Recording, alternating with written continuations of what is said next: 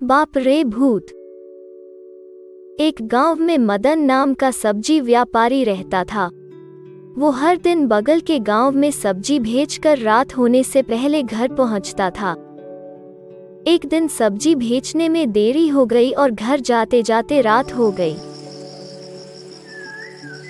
बाप रे, आज का दिन बहुत देर हो गई। सावधानी से घर पहुंचना है, भगवान मुझे बचाओ। बोलकर मदन डरता हुआ चलता है। इतने में उसे दूर में एक घर दिखता है।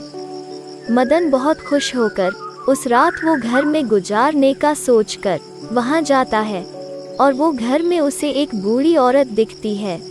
दादी माँ, मुझे घर जाने में देर हो गई। क्या आज रात में यहाँ रह सकता हूँ? ठीक है बेटा, खाना भी पक रहा है, तुम खाना खाकर सो सकते हो। मदन बहुत खुश होकर मन में सोने की जगह के साथ खाने को भी मिल रहा है। इतने में दादी, चावल उबालने में कुछ समय लगेगा। इतने में तुम एक गाना गाओ। मुझे माफ करो दादी, मुझे कोई गाना नहीं आता।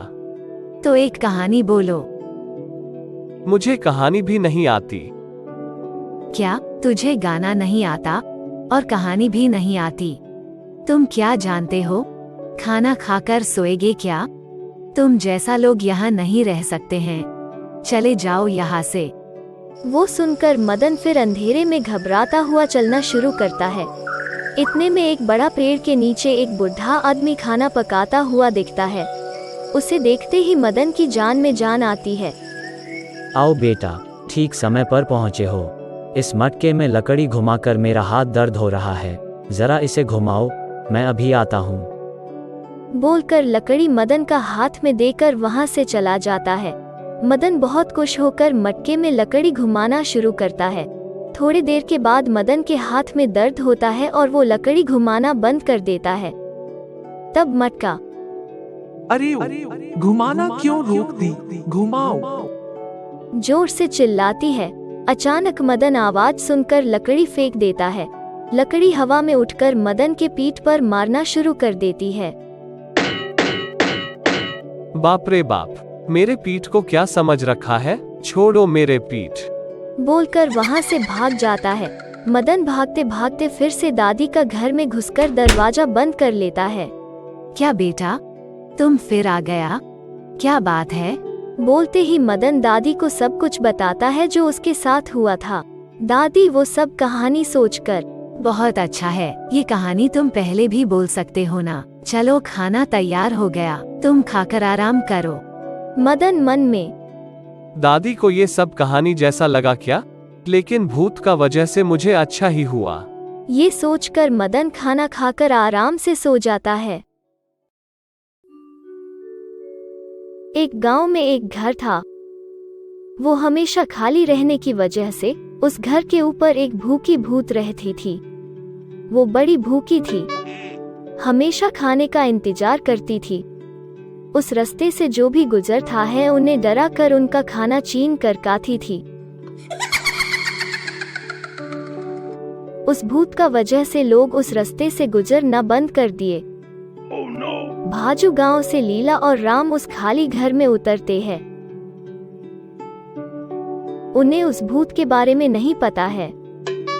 ये घर बहुत सुंदर है ना जी? हाँ, सही बोला, और कम रेंट में भी मिला। आप नहा कर आइए, मैं खाना लगाती हूँ। ठीक है। बोलकर राम नहाकर खाने बैठने से पहले थोड़ा खाना कौवा खाने के लिए बाहर रखता है। थोड़ी देर बाद भूत उस खाना देखकर, ये क्या? इधर खाना किसने रखा? ठीक है, जो भी हो, मुझे खाना चाहिए, खा लेते हैं। बोलकर खाना खा लेती है। शाम में भी राम फिर से खाना लगाकर जाता है। थोड़ी देर बाद भूत उस खाना को भी खा लेती है। वाह रे वाह, खाना बहुत टेस्टी है, लेकिन थोड़ा ही लगा रहे हैं। मेरा भूख नहीं मिट रहा है। किसी भी हाल में खाना लगाने वाला का पता जानना है। अगला दिन भूत ध्यान से देखते रहता है। तब राम आकर खाना लगाना देखकर, अच्छा, इस बंदा हर दिन खाना लगा रहा है, अभी मुझे रोज खाना मिलेगा। उस दिन शाम को लीला खाना पका कर नहाने जाती है। उस समय भूत आकर उनका सारा खाना खाकर चला जाती है। लीला, मुझे खाना दो, बहुत भूख लगी है।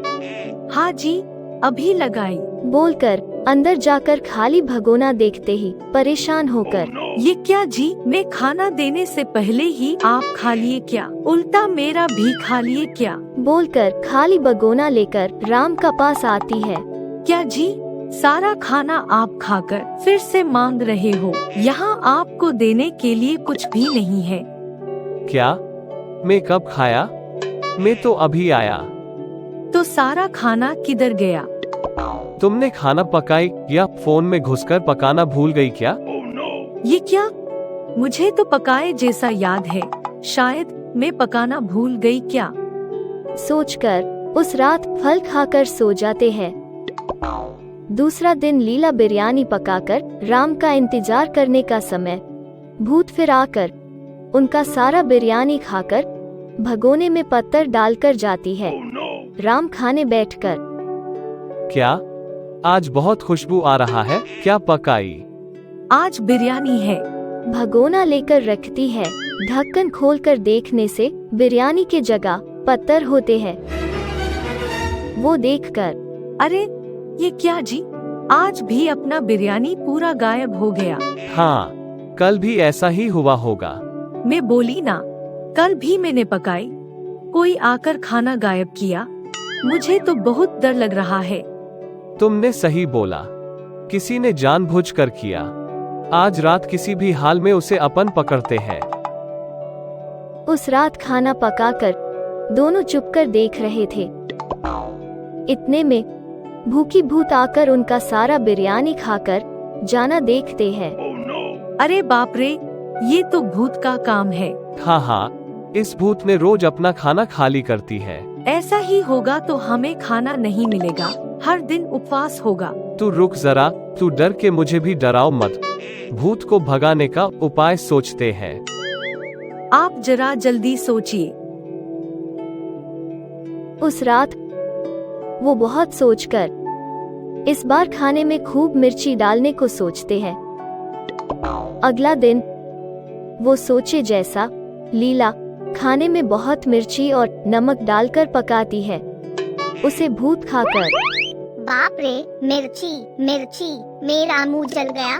ये लोग कैसे इंसान हैं? ये खाने से मैं फिर मर जाऊंगी। ऐसा खाना मैं नहीं खा सकती। मैं जाकर दूसरा घर ढूंढ लेती हूँ। बोलकर भूत वो घर छोड़कर चला जाती है। वो देखकर लीला और राम उस दिन से खुशी से खाना खाते हैं। भूत का शाप। गोपाल और तेजा बचपन से ही अच्छे दोस्त थे। तेजा नौकरी का वजह से शहर में रहता है। गोपाल उसी गांव में रहकर खेती बाड़ी करता है। एक दिन तेजा शहर से अपना गांव आता है और गोपाल से मिलने जाता है। गोपाल, गोपाल। बेटा तेजा, कैसे हो? अभी आए हो क्या? हाँ माँ, आप कैसे हो? गोपाल को बुलाइए। गोपाल, वो आजकल यहाँ नहीं रहता है। नहीं रहता मतलब? मुझे कुछ समझ नहीं आ रहा है। पता नहीं बेटा, आजकल वो गांव के बाहर कुटिया बनाकर वही रहता है। कितना समझाने से भी वो नहीं सुन रहा है। वो कभी कभी हमें मिलने आता है, पता नहीं उसे क्या हुआ। हम क्या करें? ऐसा क्या? मैं जाकर देखता हूँ, आप फिक्र मत कीजिए। बोलकर तेजा गोपाल के पास जाता है। गोपाल, अरे तेजा, कैसे हो यार? मैं ठीक हूँ, लेकिन तू इधर कर क्या रहा? तेरा घर जाने से मुझे पता चला। हुआ क्या है? वो बहुत बड़ा कहानी है। एक भूतनी का शाप का वजह से सबसे दूर रहना पड़ रहा है। शाप? क्या था वो शाप? जरा ध्यान से सुनो। गोपाल बताता है कि क्या हुआ।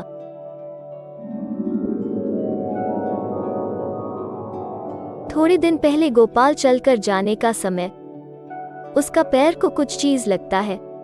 उसे उठाकर देखता है। वो एक कांच का बोतल है। उसमें एक भूतनी रहती है। गोपाल को ये सब नहीं पता है और बोतल का ढक्कन खोलकर देखता है। उसमें से भूतनी निकलकर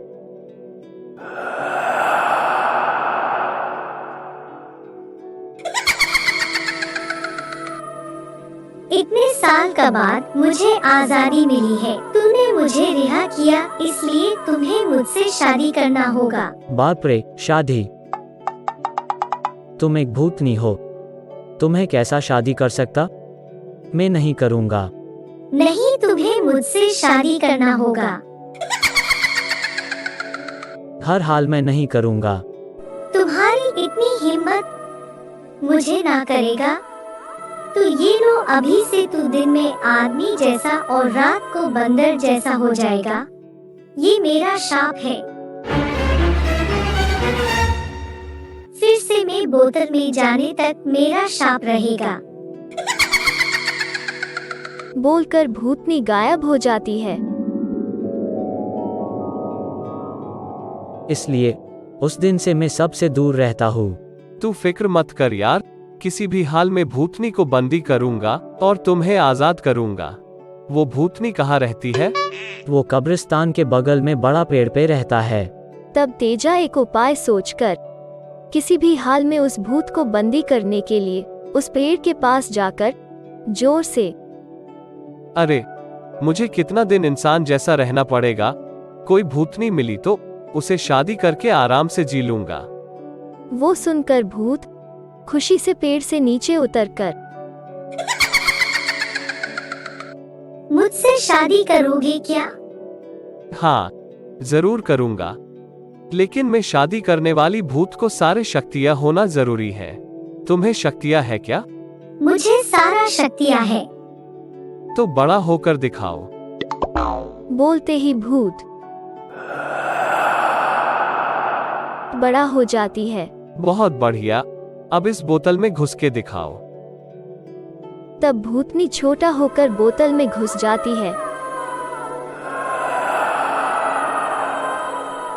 तब तुरंत बोतल बंद कर देता है और बोतल को वहीं पर गाड़ देता है। ये होते ही गोपाल बंदर का रूप से इंसान का रूप में बदल जाता है।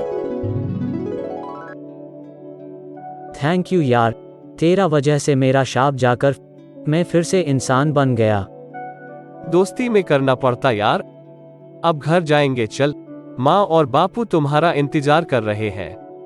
वो दोनों खुशी से घर जाते हैं। Please like, share and subscribe to our channel for more interesting stories.